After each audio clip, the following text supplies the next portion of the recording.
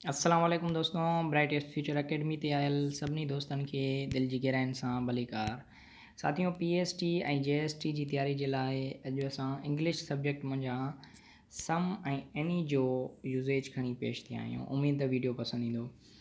Sum and any used to express quantity or degree.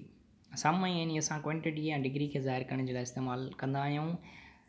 Normally, sum is used in affirmative sentences and any used in negative or interrogative sentences. Example, I will buy some mangoes. असांजो sentence जेको आहे, जुमिलो जेको affirmative आहे, बयानी इन करे सम इस्तेमालु कंदासीं। I will not buy any mangoes. सवा जुमिलो असांजो नाकारी आहे, इन करे असां हिते एनी इस्तेमालु कंदासीं। सम लॻाइण सां असांजो जुमिलो ग़लति थी वेंदो। Have you bought any mangoes, हिते बि असां खां सुवालु कयो थो वञे त हिते बि असां सम्झी जाए हिते एनी इस्तेमालु कंदासीं। हीउ तमामु बेसिक ऐं आम कॉन्सेप्ट हुयो जेको असांखे नंढे लाकुर खां वठी सम्झायो वेंदो आहे। उन खां पोइ कुझु इंपॉर्टेंट यूज़ेज आहे सम ऐं एनी जो।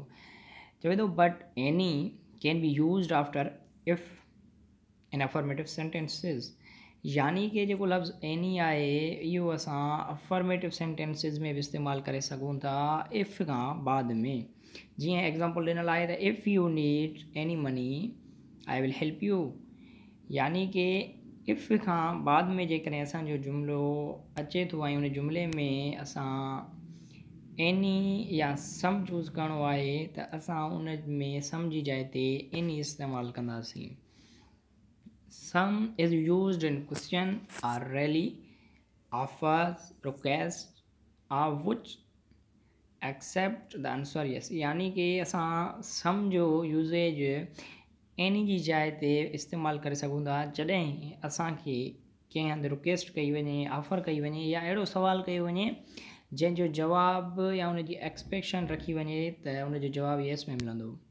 जीअं विल यू हैव सम आइसक्रीम, इते ऑफर कई थी वञे, इते एनी लॻाइण सां असांजो जुमिलो ग़लति थी वेंदो।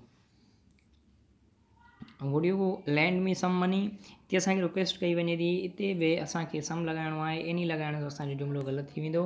हिन क़िस्म जो जुमिलो अप्रेज़िंग एंड वैल्यूएशन ऑफिसर जी टेस्ट में पिणु अची चुको आहे।